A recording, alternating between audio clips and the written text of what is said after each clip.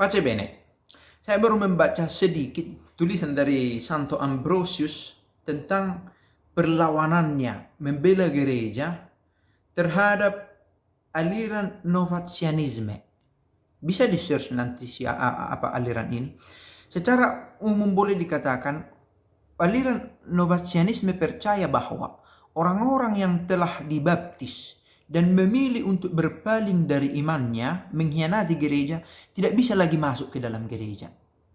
Ini salah satu poin yang ditawarkan oleh Novatius, seorang imam yang memiliki satu kelompok dan akhirnya menjadi satu aliran lain di dalam gereja. Nah, saya mau mengaitkan konsep ini dengan sakramen pengakuan dosa yang tidak diterima oleh semua orang Kristen. Sayang sekali. Dan menarik ide yang ditawarkan oleh Santo Ambrosius. Dia mengutip Yohanes 20 ayat 22 untuk memberikan pembelaannya tentang ini. Dan 23 ya, 22 dan 23. Oke, dia katakan begini. Rahmat penghapusan dosa, pengampunan dosa itu datang dari Roh Kudus. It's a gift. Oke.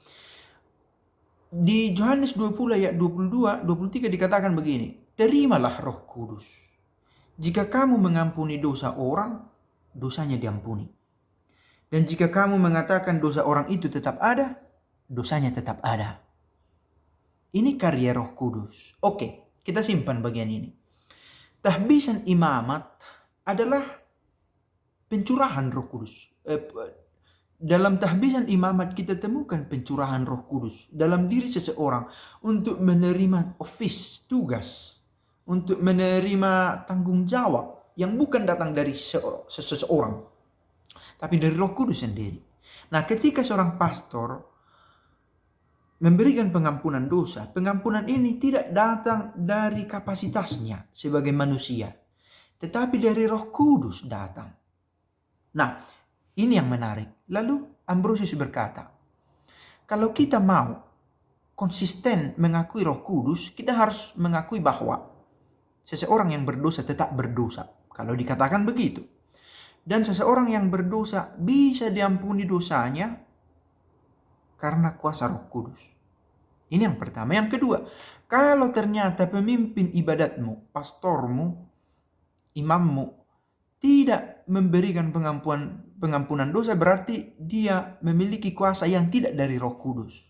Karena seorang imam yang benar itu mendapatkan karunia dari Roh Kudus. Menarik sekali. Oke, Roh Kudus bisa mengampuni. Karena Roh Kudus seseorang diampuni dari dosanya. Nah, pastor atau pemimpin ibadat kalau tidak bisa menghapus dosa umat, memberikan pengampunan, berarti dalam diri pastor ini tidak ada rahmat dari Roh Kudus. Dikatakan begitu. Kalau pastormu tidak bisa memberikan pengampunan dosa, berarti kapasitas penugasan yang dimiliki oleh imammu tidak datang dari Roh Kudus. Karena kalau seandainya itu datang dari Roh Kudus, maka dia punya kapasitas untuk mengampuni dosa. Sekali lagi, kapasitas ini bukan datang dari kemampuannya, tetapi dari Roh Kudus sendiri. Nah, harus konsisten mengakui Roh Kudus yang bisa menyatakan seseorang itu tetap berdosa dan juga bisa menyatakan dosanya diampuni. Yang kedua, kalau ternyata ada pastor yang tidak sanggup memberikan pengampunan dosa, berarti pastor ini tidak memiliki kemampuan yang dianugerahkan Roh Kudus. Maka tahbisannya bukan datang dari Roh Kudus. Make sense, saya pikir. Memberi makna juga. Maka, ketika kita mengatakan pastor Katolik bisa mengampuni dosa, sebenarnya kita tidak sedang meninggikan pastor ini. No. Karena dia dalam dirinya, dia seorang pendosa juga seperti kita. Tetapi ketika kita mengakui bahwa dengan menerima sakramen pengakuan dosa, dosa saya diampuni. Kalau saya mengakui ini, saya sebenarnya sedang mengakui karya Roh Kudus di dalam gereja. Saya pikir logika teologis ditemukan dalam konsep berpikir yang ditawarkan oleh Ambrosius ini.